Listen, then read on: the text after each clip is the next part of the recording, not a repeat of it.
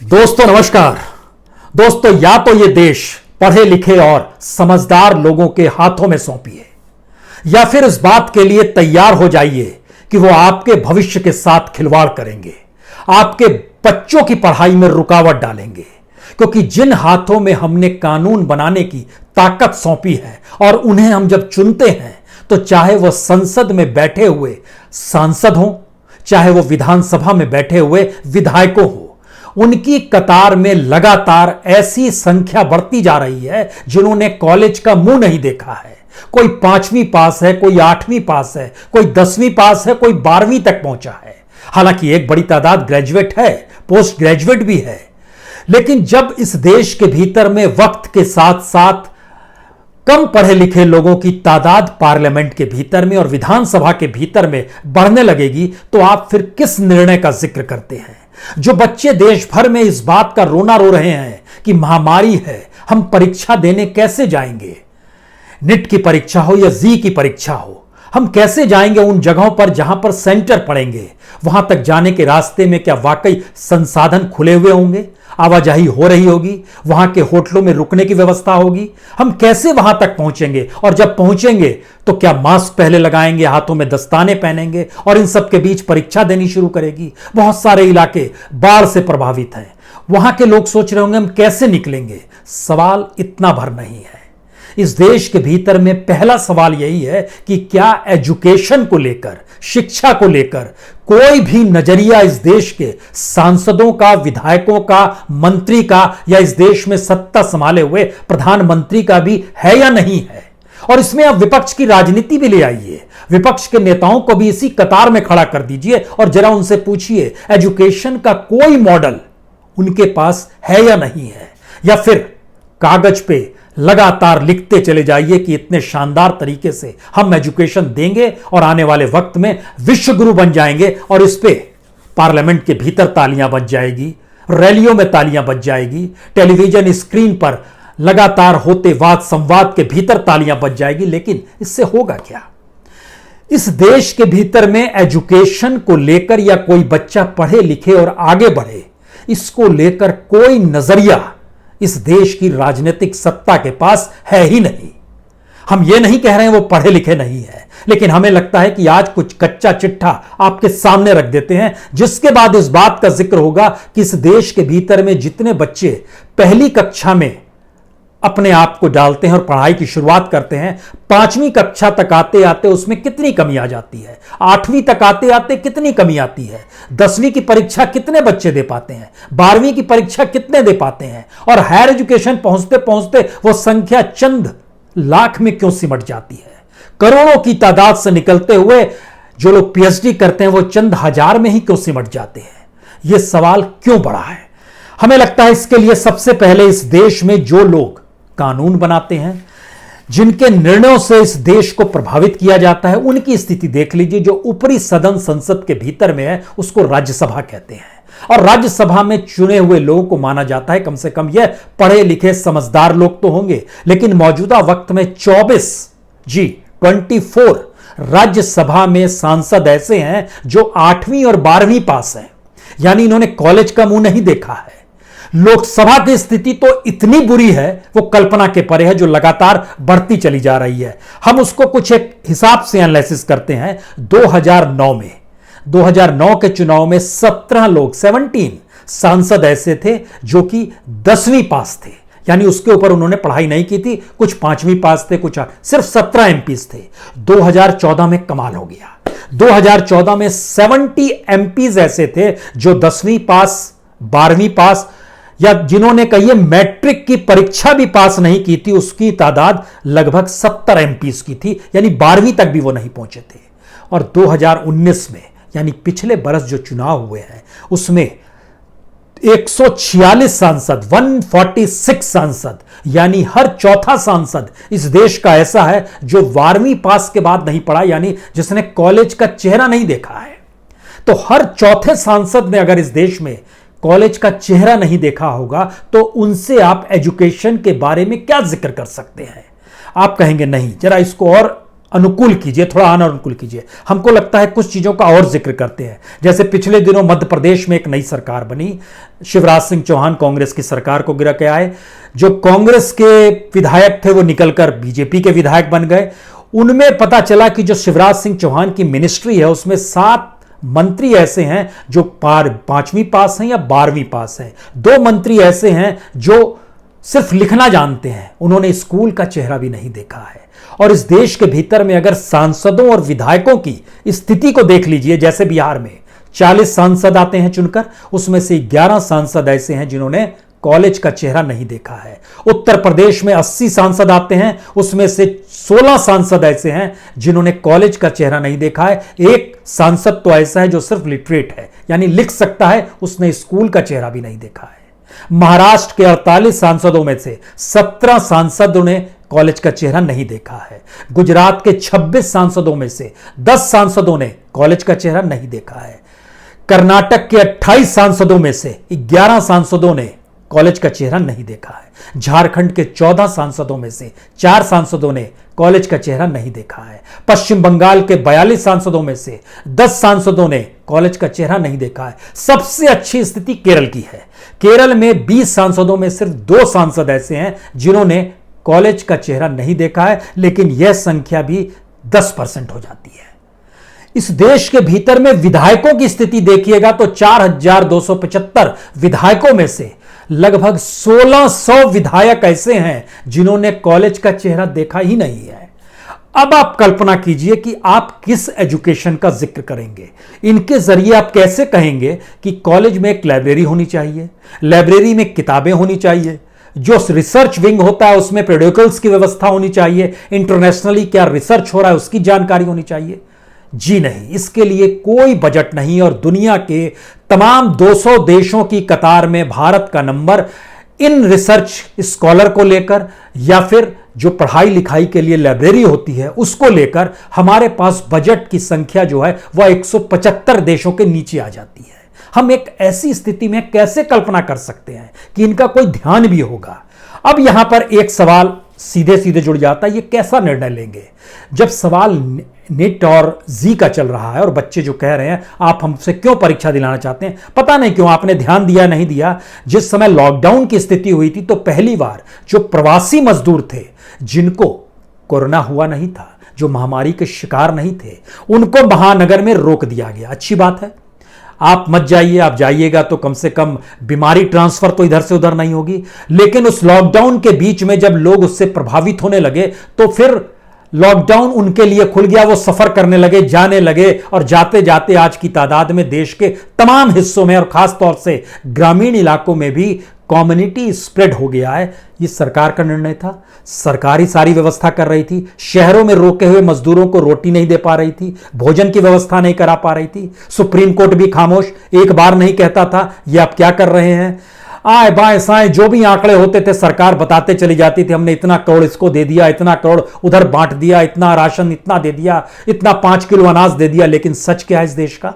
सच यह है कि इस देश में जो निर्णय लिए जाते हैं वह निर्णय पूरी तरीके से अवैज्ञानिक होते हैं, साइंटिफिक होते ही नहीं है। ऐसे लोगों से आप एजुकेशन का जिक्र कैसे कर सकते हैं? और आप ऐसे लोगों को अगर चुन रहे हैं या हम लोग इसमें आपस में सहभागी हैं तो क्या इस देश के अब पढ़े लिखे बच्चों को नहीं सोचना चाहिए कि अगर इन हाथों में देश रहेगा तो फिर आने वाले वक्त में उनकी जीवन में सिर्फ अंधेरा है? या मां बाप ही सोच लें, मां बाप ये फैसला करें कि ऐसी सरकारों को नहीं रहने देना है जो पढ़े लिखे सांसदों को नहीं चुन के ला सकती है, अपने यहां कैंडिडेट जो बनाती है। इस देश में 2019 के इलेक्शन में जो कैंडिडेट्स खड़े हुए थे 25% कैंडिडेट्स ऐसे थे जो कभी कॉलेज नहीं गए, कॉलेज का मुंह भी नहीं देखा। उसमें से कितने जीते हैं उसका जिक्र हमने कर दिया क्योंकि उनकी तादाद 146 है, विधायकों की तादाद 1300 से ज्यादा है। सवाल है कि हम लोग किस दिशा में डिजाइन में जा रहे हैं। जैसे अचानक झटके में निर्णय ले लिया गया ऑनलाइन पढ़ाएंगे। ऑनलाइन दुनिया में जो पढ़ाया जाता है उसकी एक ट्रेनिंग होती है, उसके लिए मटेरियल उपलब्ध होता है, उसके लिए स्लाइड्स होती है, उसके लिए स्मार्टफोन्स वर्क करते हैं, उसके लिए हर जगह इंटरनेट की व्यवस्था होती है। जब शिक्षक पढ़ा रहा होता है तो वो स्लाइड्स आती है। लेकिन हमारे यहाँ क्या सिस्टम है? ऑनलाइन सिस्टम का मतलब ये है जिस तरीके से हम आपसे संवाद कर रहे हैं उसी तरीके से एक शिक्षक बैठ जाता है और फ्रेंच रेवोल्यूशन पढ़ाना है पढ़ा दिया उसने, अपने तौर पर बता दिया, या मैथ्स की किसी जानकारी देनी है तो उसने ब्लैक बोर्ड पे लिखना शुरू किया और बताना शुरू किया ये ऐसे ये ऐसे, और काउंटर में कोई क्वेश्चन नहीं आ पा रहा है, कोई स्लाइड्स नहीं आ पा रही है, उसका जवाब नहीं। और दुनिया भर में जो ऑनलाइन पढ़ाई के तरीके हैं और भारत में जो पढ़ाई के लिखाई के तरीके हैं ऑनलाइन में, वह ठीक उसी तरीके से हैं जैसे हमारे यहां जो खुले आसमान तले ब्लैक बोर्ड पे पढ़ाया जाता है, उसी तरह का ऑनलाइन सिस्टम हमारे यहां काम कर रहा है। लेकिन इस देश में शिक्षा के नाम पर करोड़ों लोगों से खिलवाड़ कल तक सिर्फ मिड डे मील के नाम पर किया जाता था। जो 11 करोड़ बच्चों को मिड डे मील की व्यवस्था कराई जाती थी, उनको कोई पढ़ाई नहीं होती थी, उनको तो मिड डे मील के लिए वो बच्चे आते थे, फिर चले जाते थे कामकाज करने के लिए। ऐसी स्थिति अब कॉलेज स्तर पे हो गई है, जहां पर वो बच्चा आ रहा है नहीं आ रहा है, स्कूलों के हो गई है। खुद केंद्रीय विद्यालय जो सरकारी संस्थान है, वहां का डाटा आता है कि जी 60% के पास तो उपलब्ध नहीं है चीजें, जो मोबाइल नहीं है, इंटरनेट नहीं है, लैपटॉप नहीं है। कॉलेजों में ये बातों का जिक्र हो रहा है कि नहीं है 60% लोगों के पास। तो झटके में क्या हो गया?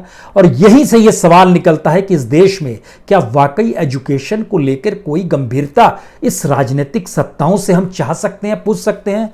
जब इस बात का जिक्र हो रहा है कि निट और जी को हम लोग क्या करें, आपके सामने दो ऑप्शन है। या तो इस ईयर को 0 सेमेस्टर कर दीजिए, आप इसको 0 ईयर में कन्वर्ट कर दीजिए, या दूसरा जो 12th की परीक्षा के रिजल्ट आए हैं उसी को आप मेरिट में कन्वर्ट कर दीजिए। लेकिन आप तो तुले हुए हैं कि परीक्षा का सिस्टम हमारे यहां चल रहा है जिससे दुनिया को बता सके, लेकिन इस सिस्टम के भीतर के फॉल्ट जो बच्चे खुद उठा रहे हैं सवाल, उन सवालों का जवाब देने के लिए कोई सामने नहीं आएगा। आप सोचिए 25 लाख बच्चे अप्लाई किए हुए हैं निट और जी के लिए। निट के जरिए जो होता है मेडिकल के अलग अलग क्षेत्रों में चले जाते हैं और इनकी संख्या में लगातार बढ़ोतरी हुई है, यानी इस देश के भीतर में तादाद बढ़ रही है। 2017 में जो निट देने वाले थे उनकी संख्या लगभग 11.5 लाख थी। 2018 में देने वाले 13,26,000 बच्चे थे। पिछले साल 15,19,000 बच्चों ने अप्लाई किया था। इस बरस 16,84,000 बच्चे निट पूरे देश में देंगे। और पूरे देश में जो अलग अलग जगहों पर सेंटर्स बनाए जाते हैं, जितनी शहरों में बनाए जाते हैं, उससे ज्यादा, उससे 5 गुना ज्यादा इस देश में शहर हैं। इसका मतलब है हर शहर में नहीं होता है सेंटर, अलग शहरों से चलकर आना होगा। कैसे आएंगे, कौन सा वाहन पकड़ेंगे, आएंगे तो कब रुकेंगे, कहां रुकेंगे, किस जगह पर रुकेंगे, कोई rest house, guest house, hotel कुछ खुला है या नहीं खुला, किसी को कोई जानकारी नहीं है, कोई इंफ्रास्ट्रक्चर नहीं है। अपने तौर पर सुप्रीम कोर्ट के सामने भी डाटा नहीं रखा जा सका। सुप्रीम कोर्ट ने भी सिर्फ उनके आश्वासन पर, सरकार के आश्वासन पर कर दिया परीक्षा ले लीजिए आप। परीक्षा की पुख्ता इंतजाम उन्होंने कहा कर देंगे, उन्होंने कहा कर देंगे। तो पुख्ता इंतजाम आप सिर्फ सेंटर्स पर करेंगे, सेंटर तक पहुंचने के पुख्ता इंतजाम करने की जिम्मेदारी कोई नहीं ले रहा है।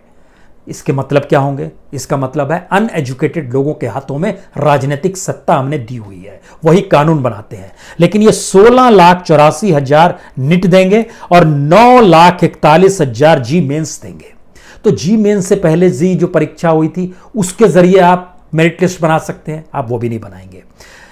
इतनी बड़ी तादाद में, और जो लोग राजनीति करते हैं ना इस देश में जाति के नाम पर, वह भी समझ लें कि निट में जो 16,84,000 बच्चे परीक्षा देंगे उसमें ओबीसी भी हैं, उसमें शेड्यूल कास्ट भी हैं, शेड्यूल ट्राइब भी हैं। इन बच्चों को भी जो परीक्षा देने जा रहे हैं उनको भी अब सक्रिय होना चाहिए कि हम भी चाहते हैं कि हमारे यहां से जो उम्मीदवार सांसद बने या विधायक बने, पढ़ा लिखा कम से कम जरूर हो, क्योंकि तभी वो आपकी पढ़ाई लिखाई को, और उनकी तादाद ज्यादा है। जैसे 2019 पिछले साल का आप डाटा हम आपको बतलाते हैं, उसमें लगभग जिन लोगों ने कॉम्पीट किया था उनकी तादाद लगभग 9 लाख के लगभग थी जिन्होंने कॉम्पीट किया था। उसमें अनरिजर्व जो थे, अनारक्षित बच्चे जो थे, उनको 2,86,245 बच्चों ने लास्ट ईयर निट पास किया था।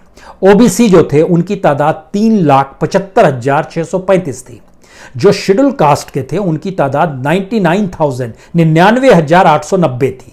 और जो शेड्यूल ट्राइब थे वह 35,272 यानी 35,272 थे। इन्होंने लास्ट टाइम क्लियर किया था।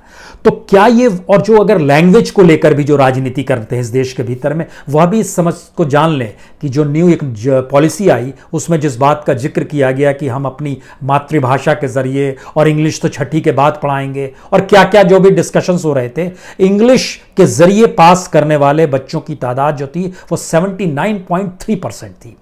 हिंदी के जरिए पास करने वाले बच्चों की तादाद निट में 11.84% थी, और रीजनल लैंग्वेजेस के जरिए 8.86% बच्चों ने पास किया। सवाल यह है कि इतनी बड़ी तादाद में इस देश के भीतर में अगर हर तबके से बच्चा परीक्षा देने के लिए जा रहा है, तो ये बच्चे जो आ रहे हैं, जो शेड्यूल कास्ट के हैं, शेड्यूल ट्राइब के हैं, ओबीसी के हैं, कुछ अनरिजर्व के भी होंगे, ग्रामीण इलाके से आते हैं, छोटे शहरों से आते हैं, कैसे आ पाएंगे? सरकार नहीं समझना चाह रही है कि उनके लिए पुख्ता व्यवस्था सेंटर से आगे नहीं जा पा रही है, और बच्चे को सेंटर के बाहर से सेंटर तक पहुंचना है। और जो क्लियर करने वाले, ये दुनिया भर में ये भारत का सवाल हो गया है कि भारत एजुकेशन को लेकर कोई ध्यान नहीं देता, और यहाँ के लोगों की क्या जानकारी है एजुकेशन को लेकर। हम इसलिए इस बात का जिक्र कर रहे हैं कि तकरीबन 7 लाख ऐसे भी थे जो क्लियर किया गया था, जिन बच्चों ने क्लियर किया था वह भारत के नहीं विदेश में रहने वाले बच्चे थे। उसमें जैसे फॉरेन नेशनलिस्ट थे वो लगभग 315 थे, जो एनआरआईज थे वो 1209 थे, जो ओसीआई यानी ओवरसीज सिटीजन ऑफ इंडिया जो होता है उनकी तादाद 441 थी, जो पर्सन ऑफ इंडियन ओरिजिन कहा जाता है पीआईओ वो 46 थे। इन्होंने नेट क्लियर किया था। टोटल लगभग जो किया गया था 7,95,000 में से उनमें यह भी शामिल थे। इसका मतलब यह है कि इस परीक्षा को लेकर, और इसके पैरेलल में हमको लगता है अगर आपको जी के बारे में जानकारी चाहिए, जेडबल इसके जरिए लोग इंजीनियरिंग में जाते हैं, इनके लिए इस बार रजिस्ट्रेशन हुआ है अभी तक 9,41,000। अब सवाल यह है कि इतनी बड़ी तादाद में जो बच्चे परीक्षा देने जाएंगे उसमें 12th की परीक्षा के रिजल्ट को मेरिट लिस्ट में कन्वर्ट करके हम आगे बढ़ा सकते हैं, नहीं बढ़ा सकते हैं? हमारे पास कोई साइंटिफिक प्रोविजन अभी भी नहीं आया है कि जो परीक्षाएं होती है वह कोई ऐसी साइंटिफिक है कि उसमें चुने गए बच्चे आइडियल होते हैं। यह सवाल एक अजीबोगरीब है। 3 घंटे की परीक्षा में उसकी सारी चीजों को नापा जाता है। तो ऐसे कठिन समय में हम लोग साइंटिफिक तरीके से कैसे चीजें इवॉल्व कर सकते हैं, ना मंत्री सोचेंगे, ना प्रधानमंत्री सोचेंगे, ना इस देश के भीतर में जुडिशरी सोच पाएगी, ना यूजीसी सोच पाएगी, ना ही नेशनल टैलेंट एजेंसी सोच पाएगी जो इन परीक्षाओं को कंडक्ट कराती है। तो इसका असर होता क्या है? इसका असर यह है कि इस देश के भीतर में लगातार जो पढ़ाई के प्रति अरुचि है और पढ़ाई को लेकर इंफ्रास्ट्रक्चर की हमारे यहां कमी है, उसको भी जरा समझ लीजिए। इस देश में हमने एक बेसिक ईयर लिया 2016-17, 2016-17 को हमने एक बेसिक ईयर बनाया और जानना चाहा कि कितने बच्चे पहली क्लास में एनरोल होते हैं।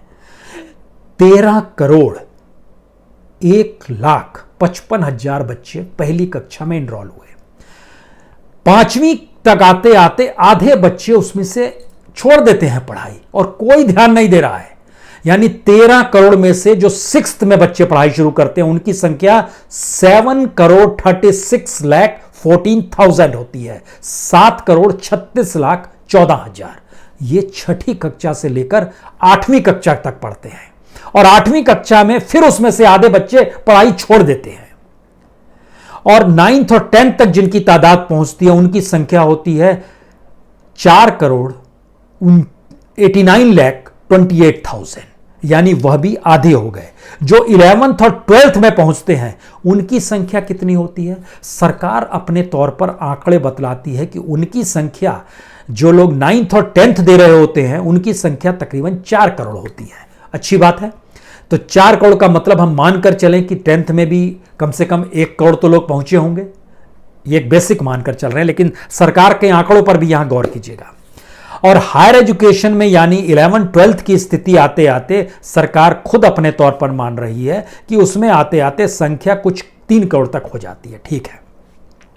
इस देश के भीतर में पिछले साल जो इस बार रिजल्ट आए, 10th की परीक्षा कितने बच्चों ने दी और 12th की परीक्षा कितने बच्चों ने दी? 10th की परीक्षा सिर्फ 18 लाख बच्चों ने दी, 12th की परीक्षा सिर्फ 12 लाख बच्चों ने दी, जो सीबीएसई कोर्स के तहत। बाकियों की चीजों को जोड़ते चले जाइएगा तो अभी वह स्थिति 1 करोड़ पार नहीं कर पाती है।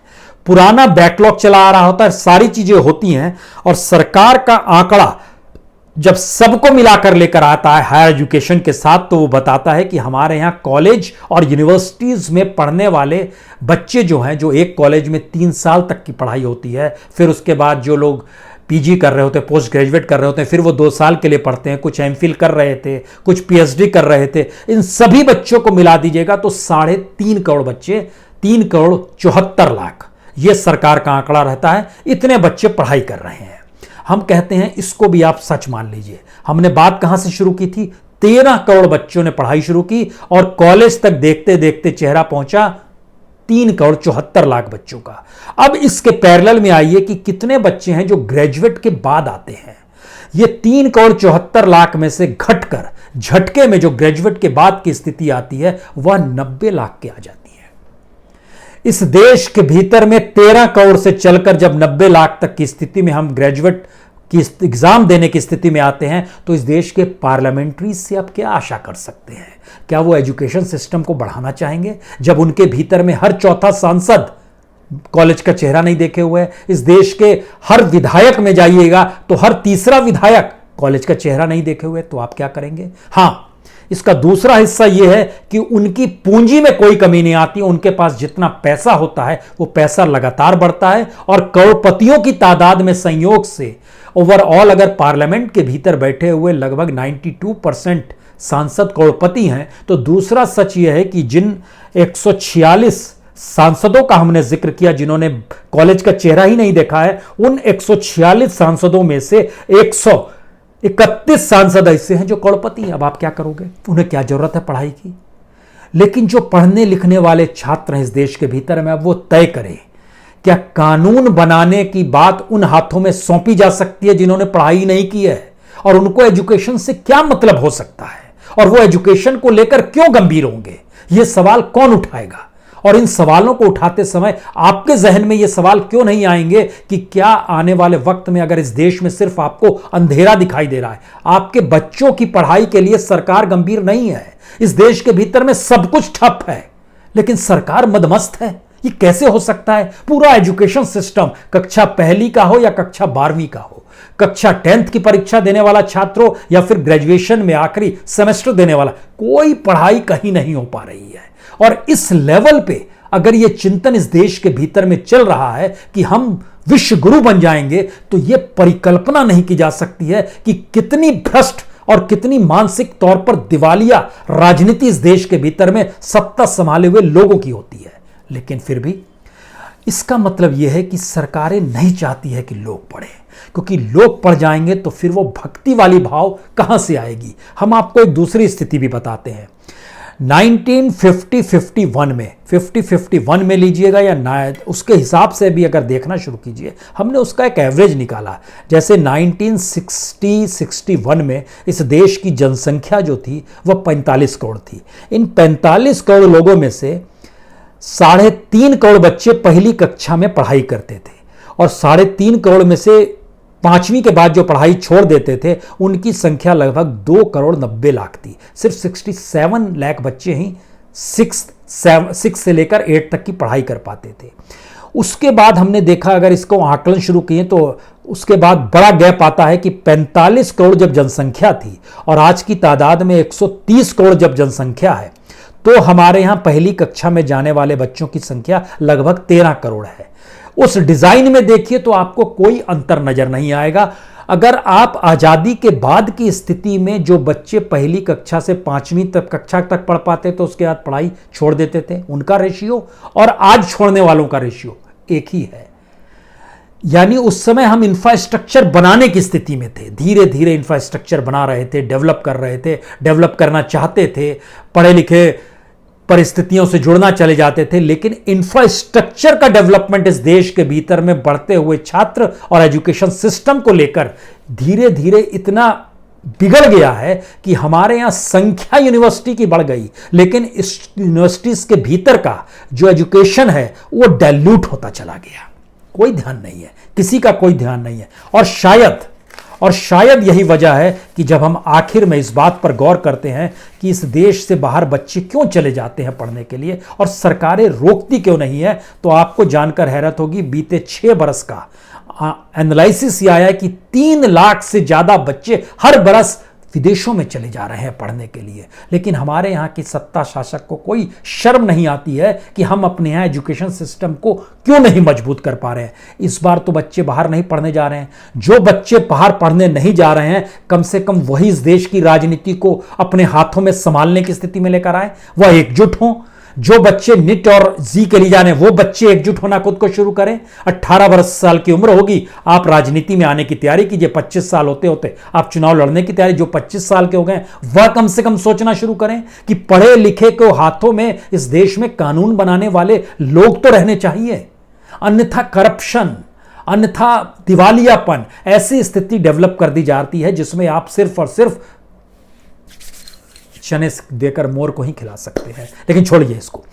इस दौर में जो बाहर जाने वाले बच्चे हैं, उसमें सरकार के जो आंकड़े बताते हैं, जो एक्सटर्नल अफेयर मिनिस्ट्री है, उसने 2018-19 का जो आंकड़ा जारी किया, उसमें पता चला 3,93,000 बच्चे 2018 में चले गए, तो 4,39,000 2019 में चले गए। हम किस दिशा में जा रहे हैं? हमारे पास ना पैसा है, ना हमारे पास इंफ्रास्ट्रक्चर है, ना हमारे पास बच्चों को पढ़ाने का कोई विजन है, ना हम चाहते हैं कि वो किसी रूप में प्रोफेशनली आगे बढ़ सके। हम कहते हैं कि हमारे पास बेस्ट इंफ्रास्ट्रक्चर, हम कहते हैं हमारे पास खूब पैसे पूंजी है, हम दुनिया की बेस्ट यूनिवर्सिटी, हम कहते हैं। इस कहने पर मत जाइए, एनालिसिस कीजिए। अगर ये सरकार जी और नीट वाले जो बच्चे हैं वही सोच लें कि अब इस देश के भीतर में एक ऐसी परिस्थिति डेवलप की जाए जहां पर कम से कम जिसने कॉलेज का मुंह देखा हो वह तो जाए, अन्यथा हर चौथा सांसद ऐसा है जो कि 12वीं पास के आगे जा नहीं पाया है। इसके मतलब क्या है? बहुत सारे सांसद ऐसे भी हैं जिन्होंने 5वीं पास हैं, इसमें आप भ्रम ना कीजिएगा। कुछ सांसद ऐसे भी हैं जिन्होंने 8वीं पास की है, लेकिन वह इस देश में मंत्री भी है। हम आज जिक्र करना उन नामों का नहीं चाहते हैं, क्योंकि डिग्री का सवाल कई लेवल पर उठ जाएगा। इस देश के भीतर में मंत्री संतरी ऐसे बड़ी तादाद है, बड़ी कतार है, जिन्होंने पढ़ाई ही नहीं किया। कम से कम एक बेसिक लाइन तो हम लोग खींच लें, तब उसके बाद जिक्र करेंगे कि यह सरकार नीट की परीक्षा ले रही है कि जी की परीक्षा ले रही है। ये परीक्षा देने के बाद भी कोई रास्ता खुल रहा है या नहीं खुल रहा है? कोई रोजगार का विजन देने का सरकार के पास जब कुछ भी नहीं बच रहा है, तो फिर होगा क्या? ये सोचिए आप, परीक्षाओं के जरिए आगे बढ़ा जाए या इस देश की राजनीति को ही अब अपने हाथ में ले लिया जाए, उसके तरीके इवॉल्व किए जाए। अन्यथा जो माँ बाप ये सोचते हैं कि वो विदेशों में बच्चों को भेज देंगे तो देश को नरक बनाने दीजिए। उसमें कम से कम ठीक परिस्थिति कीजिए। जो पढ़े लिखे लड़के सोच रहे हैं कि वह प्रोफेसर बन जाएंगे, लेक्चर बन जाएंगे, कहीं वकील बन जाएंगे, कोई सोच रहा है कहीं एंकर बन जाएंगे, कोई सोच रहा है कहीं एडिटर बन जाएंगे, पूरी स्थिति इतनी नाजुक कर दी गई है इंस्टीट्यूशन वाइज। वो चाहे सीबीआई का डायरेक्टर हो या आईबी का डायरेक्टर हो, वो सीवीसी का चेयरमैन हो या इस देश के रिजर्व बैंक का गवर्नर हो, सबकी मानसिक स्थिति को अगर इस देश के चलाने वाली राजनीतिक सत्ता अपने धरातल पर ले आएगी तो देश में कितना अंधेरा होगा, उसमें कौन सी बत्ती आप जलाइएगा और कौन सी घंटी बजाइएगा, ये आप सोचिए। लेकिन सचेत हो जाइए, अब कम से कम जागिए। पढ़े लिखे लोगों का देश होना चाहिए। ये सिर्फ विश्व गुरु कहने भर से काम नहीं चलेगा। बहुत बहुत शुक्रिया, बहुत बहुत शुक्रिया।